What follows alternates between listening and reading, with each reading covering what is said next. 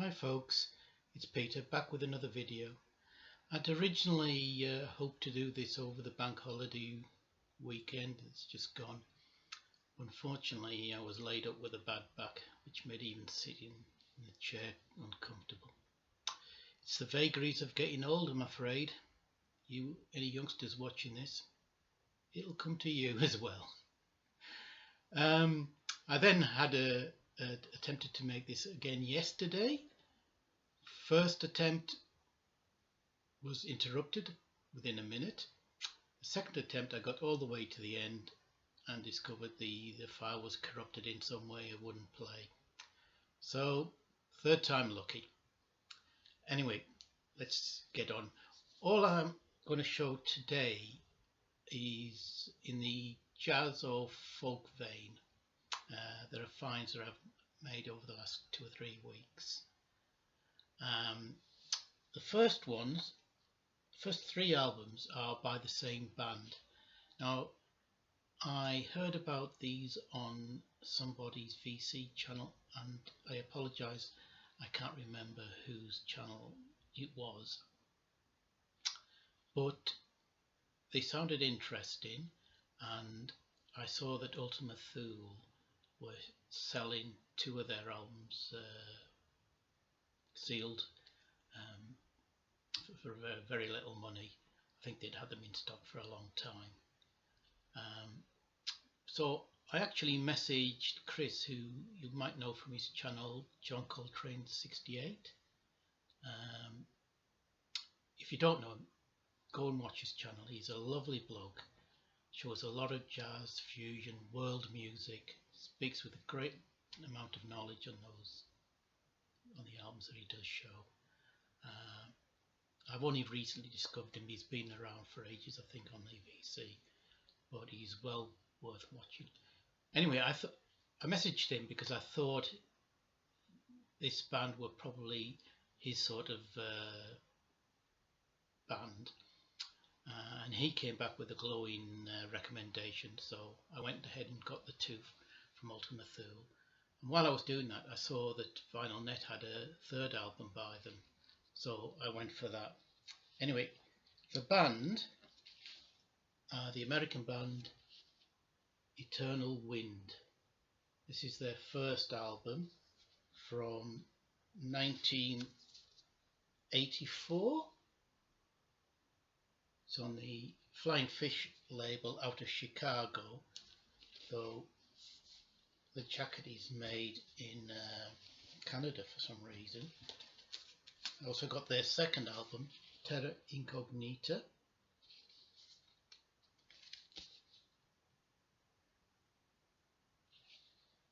This one's from '86, again on Flying Fish. And finally, their 3rd album, Wasulu. This one from '88, and yet again on Flying Fish. Now, they play a form of sort of world jazz fusion. They're a 4-piece made up of Ralph Jones on saxophone, flute, clarinet, bassoon, etc. Charles Moore on trumpet. The Uruguayan guitarist Federico Ramos, and Adam Rudolph on all sorts of exotic percussion. Now, Rudolph, I think, was a member of the band Shadowfax, who I think were on the Windham Hill label. I'd heard of them, but I've never heard anything by them. This is, like I say, I was afraid this would be sort of bland, pleasant, new age-ish, but there's a lot more going on. This is excellent stuff. The main writers are Moore and Rudolph, but across the 3 albums, all 4 provide material. I was really pleased to get these for very little money. I would highly recommend them. Next up,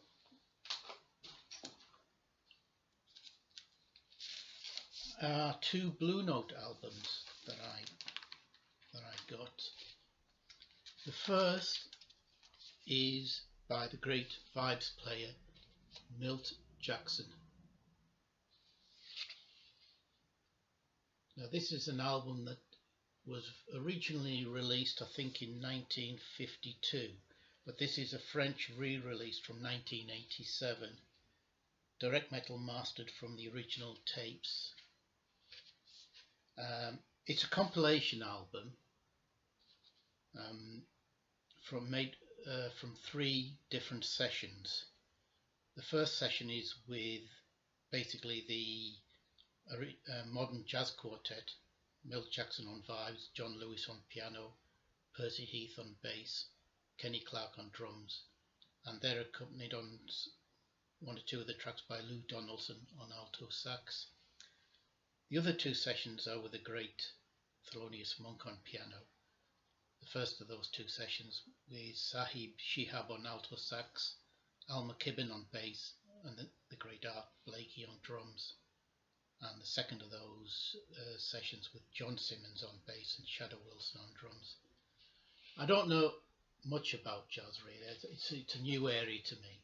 This is described as bop. I think the first session was done in 1948, the other 2 I think were 51. I think all bar 1 track has been released on other albums, but I'm not sure whether they were Thelonious Monk albums or Modern Jazz Quartet, I'm not sure. But I enjoyed this. This is the sort of jazz years back that I would have just discarded really as mainstream and not thought much about it, but it was enjoyable. And I love those Blue Note covers, they're so iconic.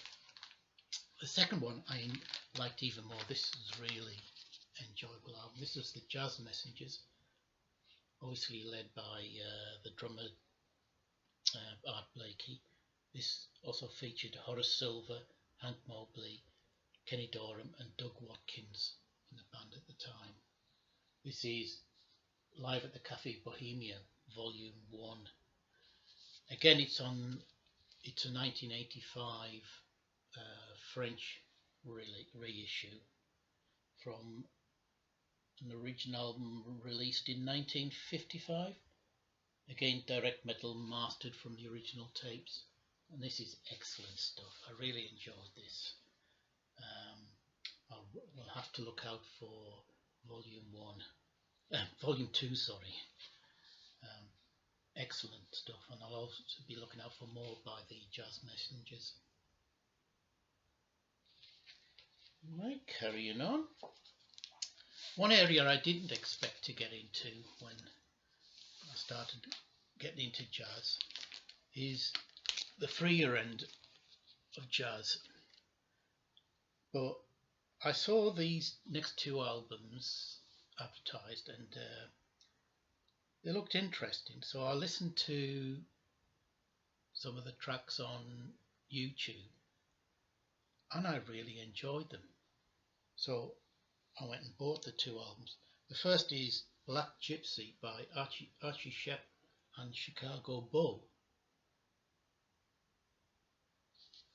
This is on the French label America. It was actually recorded in Paris in 1969. There's 2 side-long tracks. First one, Black Gypsy, 25 minutes, and the second one, Epitaph of a Small Wind, 23 minutes.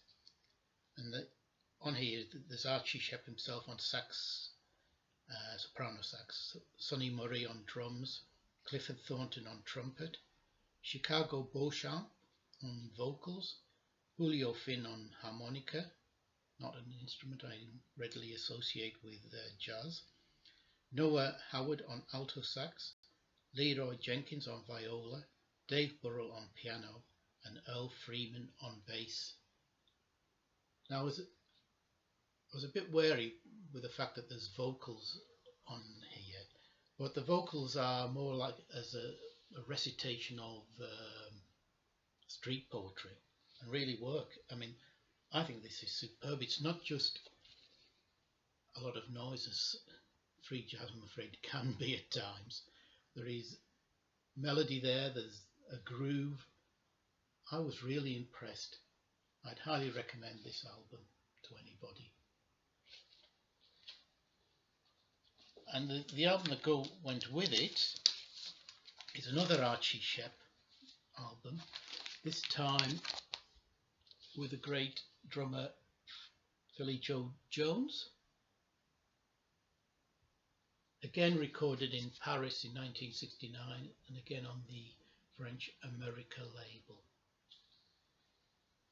On this, the personnel are Anthony Braxton on alto and soprano sax, Leroy Jenkins on violin, Chicago Beau again on vocal, soprano sax and harmonica, Julio Finn on the harmonica, Archie Shepp himself on tenor sax and piano, Earl Freeman on bass, and of course Philly Joe Jones on drums. Again, two side-long tracks, The Lowlands and Howling in the Silence. Pretty much the same as the Black Gypsy album, in the same sort of vein. Great stuff. Maybe there's more to this free jazz subgenre I need to investigate. Really enjoyed those. And sticking with, I suppose, I don't know, I've seen this described as free jazz, progressive jazz, experimental jazz, I'm not sure, improvisational jazz, I'm not sure whether those are just all terms for the same subgenre of jazz. This is by the great British saxophonist John Sermon. Don't see much British jazz being shown unless I'm not watching the right VC channels. Though strictly this, I suppose, isn't a John Sermon solo album or strictly wholly British, in that this is really the band, the trio band that he had with the Americans Bar Phillips or Barry Phillips, I'm not sure how you meant to pronounce that, on bass, and Stu Martin on drums, and they were known as the Trio. They did a couple of albums, the first one of which was a double, which came out in, I think, 1970. It was on one of the progressive labels, was it Durham or Dawn? One of those. Because they thought it would appeal to that market. But then this version is on Jazz Vogue, and they split it into two volumes. This is the first of those two. Again, this is what I would call free jazz. I found it a harder listen than the Archie Shepp, to be fair, but intriguing, and I did like it a lot, and I'd like to get the second volume. I'm a big fan of John Sermon. I've only got a couple of CDs. One is Morning Glory, which is excellent, and the other is by the trio SOS, the albums he did with, is it Alan Skidmore and Mike Osborne, three saxophonists, with John Sermon also providing some synth on those albums. They are excellent. I need to find those sometime. Good stuff. Next up, an artist that I used to have an album by, and when I had to have a minor cull, when I moved back up here, I got rid of the album. It didn't do a lot for me at the time, and that was the album Works by Pat Metheny, and this is his album with his keyboardist Lyle Mays. I've got to be careful, this is a bit of a tongue twister. As falls Wichita, so falls Wichita Falls. Where I think it was Michael P. Dawson showed this. I think it was him, and it sounded intriguing, so I went online again, listened to it, and was mightily impressed. The title track, which occupies the whole of side one, is, I'm not sure whether you'd call it prog rock or ambient jazz. It's just a beautiful progressive jazz number. Excellent stuff. The second side is well worth it, and it's a great tracks in their own right. More probably what I was expecting from Pat Metheny, but a lot better than I remember. There's only the two of them on here, with with accompaniment by Nana Vasconcelos on percussion and drums. That title track is worth it. That is an excellent album. Love it. Right. Final one in the jazz vein is, let me, Return to Forever Live. Now, the only Return to Forever album I've owned and I've heard is the fusion classic Romantic Warrior, which I love. This is, I think, was their last album that they did. This is from 1978. I think they have reformed since. This is a total different lineup from Romantic Warrior. The only holdovers are Chick Corea himself and Stanley Clarke on bass. It also features Gail Moran on vocals and keyboards, Joe Farrell on sax, Jerry Brown on drums, and there's also a 5-piece horn section. Now, I was a little, not say disappointed, it was good, but I didn't like this as much as obviously the Romantic Warrior. But I think part of the problem is, well, there's two things that made me think that. One, I think, is that this was released as, obviously, as you can see, a solo album on CBS, but shortly after was reissued as the full 4 LP set containing the whole of the concert. But every track on here has been edited down, in some cases quite drastically. So I think that spoils the overall effect. There's also a lot of vocals on here from Gail Moran.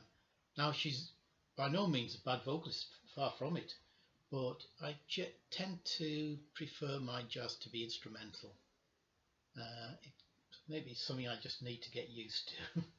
But I'd be intrigued to hear the full unedited album. So I'm not really disappointed in that. Now, if you saw my video for the Vinyl Tag 2019, the question about an album that you have because of your parents was a difficult one for me, as my parents really weren't into music, but they were both Italian, and so I showed a CD of Italian folk music by the band La Ciapparussa, and I said at the time I'd love to try and get something on vinyl. Well, lo and behold, synchronicity reared its head, and on VinylNet I found this album by La Ciapparussa, Stranato d'Amore, Canti e Danze dell'Alessandrino. This is excellent stuff. I really enjoyed this. I think they're from the Piemonte area of Italy, which, my geography is right, is in the northwest corner of Italy, shares the border with France and with Switzerland. All the tracks are traditional and are all sung in Italian dialect. I'm not sure if they're all from the Piemonte district or if they're from various parts of northern Italy, but they're all in dialect.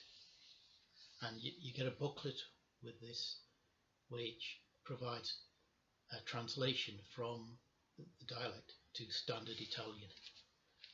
But I don't know why, but I found the dialect easier to understand. Maybe because my parents were both northern Italians and I understood their dialect far better than I ever understood standard Italian. But this, like I say, is excellent. I look out for more of their albums. Now, a big favourite of mine has been for years the Breton harpist Alan Stivell, a great musician, done great albums. This is his first album, Reflections, from, I think it was released in France, I think in 1970.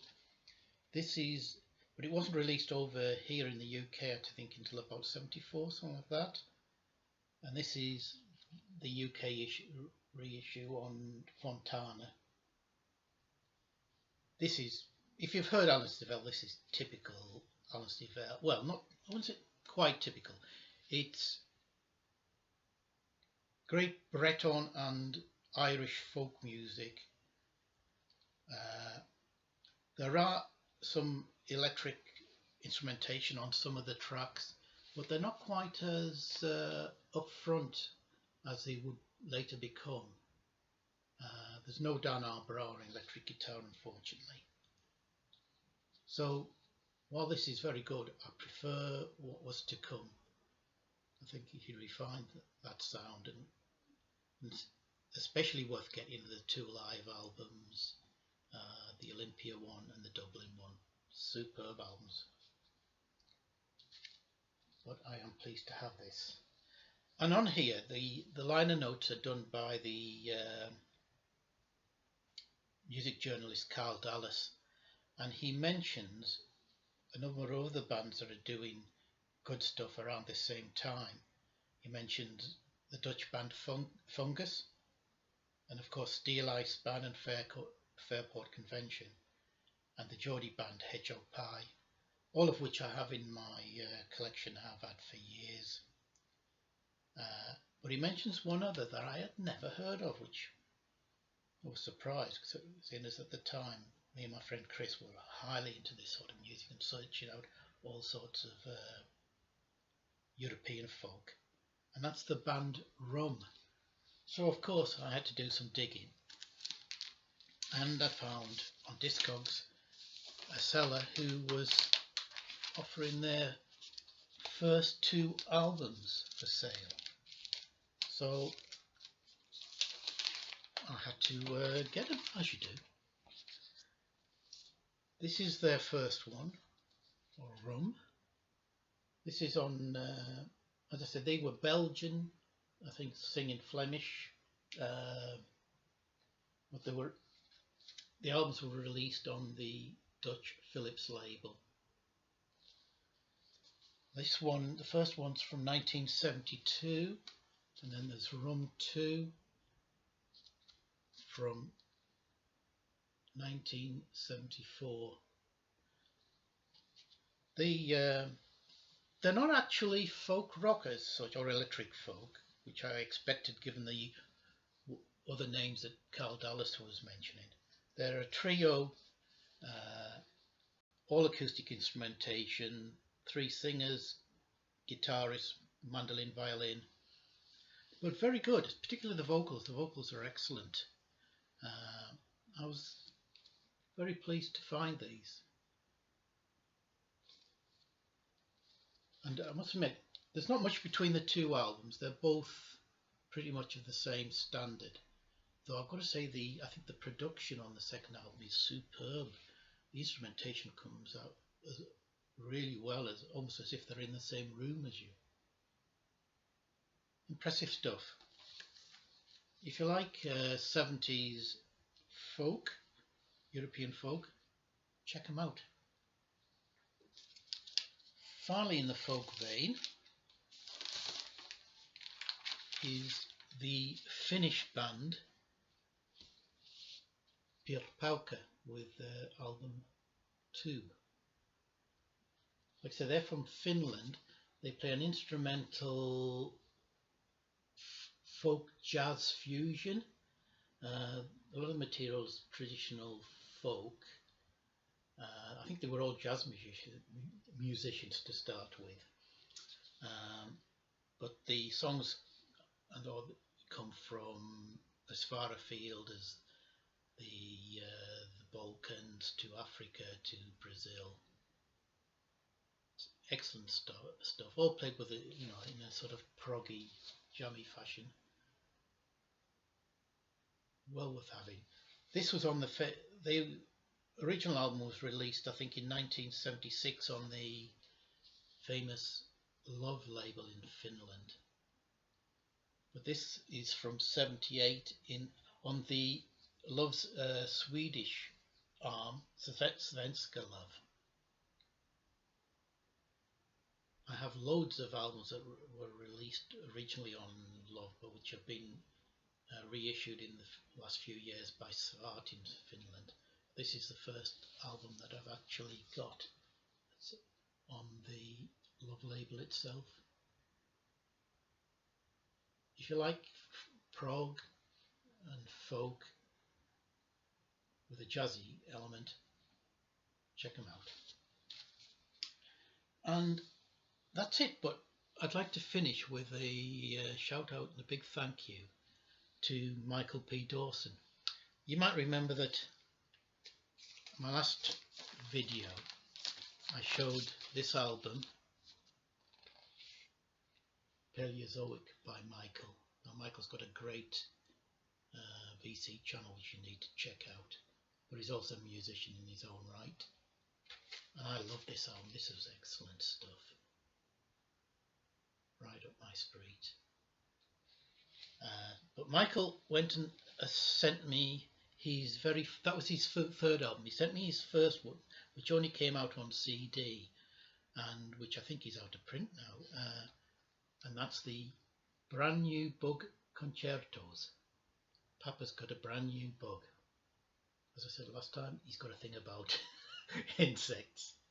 Now this, if you saw the other video I did, this is in the same sort of vein. This is avant prog of an electronic nature, with a strong classical flavour. It rightly or wrongly made me think of some of the later period Art Zoid, that same sort of chamber feel. This one is excellent, though I think, as with all good musicians, you can see the growth between this and this, both in the sound and production, but also compositionally. But this is well worth having. Thank you ever so much, Michael, for that. Right, I think that's it. Still got to nearly 30 minutes. It shouldn't be long before I do another video, because this weekend is the Kendal Record Fair, which we have every 2 months, over 2 or 3 months over here. I will be going to that and hopefully picking up lots of goodies. So I'll have those to show hopefully soon. Anyway, thank you very much. I hope you're all well. Take care and see you soon.